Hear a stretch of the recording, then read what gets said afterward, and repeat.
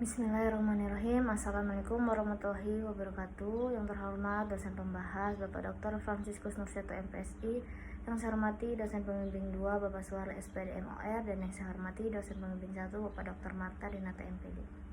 Sebelumnya izin memperkenalkan diri, saya Nabila Hania dengan NPM 2213051050. Di sini saya akan mempresentasikan seminar hasil penelitian saya yang berjudul Hubungan power otot lengan dan power otot tungkai terhadap kecepatan renang gaya bebas 50 meter pada klub renang gas akuatik.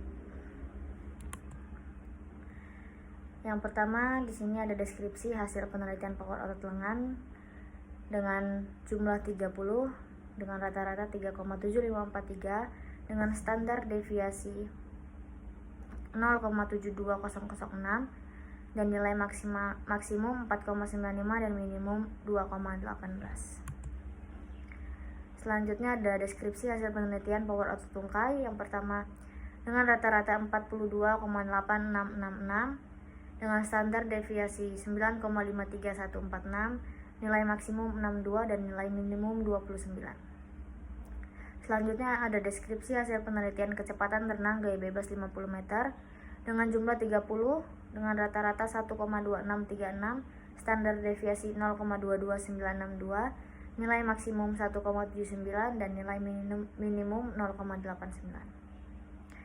Selanjutnya ada distribusi frekuensi hasil power otot lengan. Yang pertama ada kategori baik sekali dengan frekuensi 9 dengan presentasi 30%. Yang kedua ada kategori baik, frekuensi 6, presentasi 20%. Kategori sedang, frekuensi 7, presentasi 23%. Kategori kurang, frekuensi 6, presentasi 20%. Kategori kurang sekali, frekuensi 2 dan presentasi 7% dengan jumlah keseluruhan presentasi itu 100%. Yang kedua, tabel distribusi frekuensi power otot tungkai dengan kategori baik sekali, frekuensi 0, presentasi 0%. Kategori baik, frekuensi 9, presentasi 30%. Kategori cukup, frekuensi 10, presentasi 33%. Kategori kurang, frekuensi 9, presentasi 30%. Dan kategori sangat kurang, frekuensi 2 dan presentasi 7% dengan jumlah keseluruhan presentase 100%. Selanjutnya ada distribusi frekuensi kecepatan renang gaya bebas 50 meter. Kategori yang pertama baik sekali dengan frekuensi 0, presentasi 0%. Kategori baik, frekuensi 4 dengan presentasi 13%. Kategori cukup, frekuensi 14, presentasi 47%. Kategori kurang, frekuensi 9, presentasi 30%.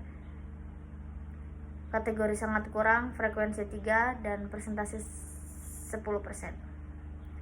Selanjutnya yaitu analisis data. Yang pertama itu ada uji normalitas variabel X1 power otot lengan mendapatkan L hitung 0,427, signifikan 0,05, kesimpulan normal. Yang kedua, power otot tungkai atau X2 dengan L hitung 0,156, signifikan 0,05, kesimpulan normal. Yang ketiga, kecepatan renang gaya bebas 50 meter X atau Y, L hitung 0,229, signifikan 0,05, kesimpulan normal. Dikarenakan L hitung dari X1, X2 dan Y itu lebih besar dari nilai signifikan yaitu 0,05, maka data distribusi power otot lengan, power otot tungkai dan kecepatan renang 50 meter itu berdistribusi normal. Selanjutnya, uji linearitas X1 mendapatkan hasil T hitung 0,784, signifikan 0,05, kesimpulan linear. Power otot tungkai T hitungnya 0,921, signifikan 0,05, kesimpulan linear. Dikarenakan T hitung dari X1 dan X2 itu lebih besar dari nilai signifikan 0,05, maka data dari X1 dan X2 itu linear.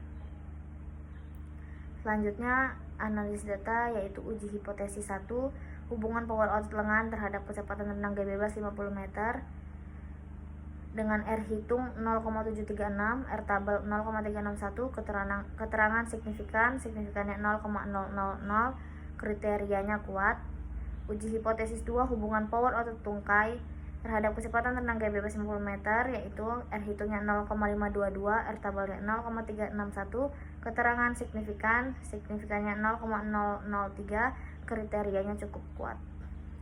Dari uji hipotesis 1 dan uji hipotesis 2, dikarenakan R hitung lebih besar dari R tabel, maka hubungan power otot lengan terhadap kecepatan renang gaya bebas 50 meter itu signifikan dan berkorelasi, dan hubungan power otot tungkai terhadap kecepatan renang gaya bebas 50 meter itu signifikan dan berkorelasi. Selanjutnya yaitu uji hipotesis 3, hubungan power otot lengan dan otot tungkai terhadap kecepatan renang gaya bebas 50 meter, R hitungnya 0,767, R tabelnya 0,361, keterangan signifikannya 0,000, kriterianya kuat. Dikarenakan R hitung lebih besar dari R tabel, maka hasilnya itu signifikan dan berkorelasi atau memiliki hubungan. Selanjutnya yaitu pembahasan. Hasil penelitian menunjukkan bahwa power otot lengan dan otot tungkai memiliki hubungan terhadap kecepatan renang gaya bebas 50 meter dengan nilai korelasi sebesar 0,767.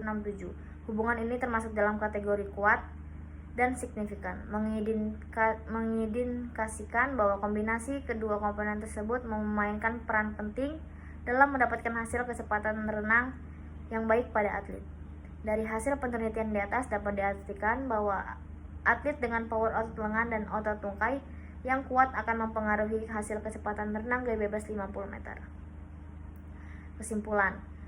Yang pertama, terdapat hubungan yang kuat dan signifikan antara power lengan terhadap kecepatan renang gaya bebas 50 meter dengan nilai korelasi sebesar 0,736 dan signifikan 0,000, lebih kecil dari 0,05, artinya semakin tinggi power otot lengan seorang atlet, semakin cepat pula waktu tempuhnya. Hal ini menunjukkan bahwa otot lengan berperan besar dalam menghasilkan gaya dorong melalui gerakan pull and push pada setiap kayuhan lengan. Yang kedua, terdapat hubungan yang cukup kuat dan signifikan antara power otot tungkai terhadap kecepatan renang gaya bebas 50 meter dengan nilai korelasi R sama dengan 0,522 dan signifikasi 0,003, lebih kecil dari 0,05.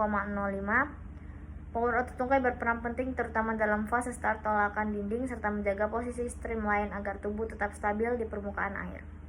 Yang ketiga, terdapat hubungan yang kuat dan signifikan secara simultan antara power otot lengan dan otot tungkai terhadap kecepatan renang gaya bebas 50 meter dengan nilai korelasi R sama dengan 0,767 dan signifikasi 0,000, lebih kecil dari 0,05.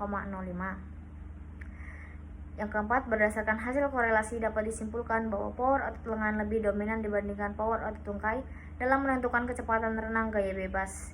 Hal ini sejalan dengan temuan penelitian oleh Gonjo dan Olstad 2016 menunjukkan bahwa kontribusi lengan terhadap kecepatan gaya bebas mencapai sekitar 70% dari total gaya dorong, sementara kaki hanya sekitar 30%. Dari hasil tersebut dapat disimpulkan bahwa dominasi power otot lengan terhadap kecepatan renang disebabkan oleh perannya sebagai penghasil gaya dorong utama selama kayuhan tangan dalam air. Selanjutnya yaitu saran. Yang pertama, bagi pelatih dan pendidikan jasmani, pelatih diharapkan untuk merancang program latihan yang lebih terfokus pada pengembangan power otot lengan dan tungkai. Hal ini dapat dilakukan melalui latihan kekuatan pliometrik dan teknik spesifik renang. Pendidikan di sekolah-sekolah olahraga diharapkan memberikan pemahaman yang baik tentang pentingnya kekuatan otot lengan dan tungkai dalam meningkatkan performa renang. Yang kedua, bagi atlet disarankan untuk menjaga konsistensi dalam latihan kekuatan otot lengan dan tungkai karena peningkatan power otot akan berdampak signifikan pada kecepatan renang. Atlet harus dilatih untuk menerapkan teknik renang yang benar sehingga kekuatan otot dapat dimanfaatkan secara optimal dalam setiap gerakan.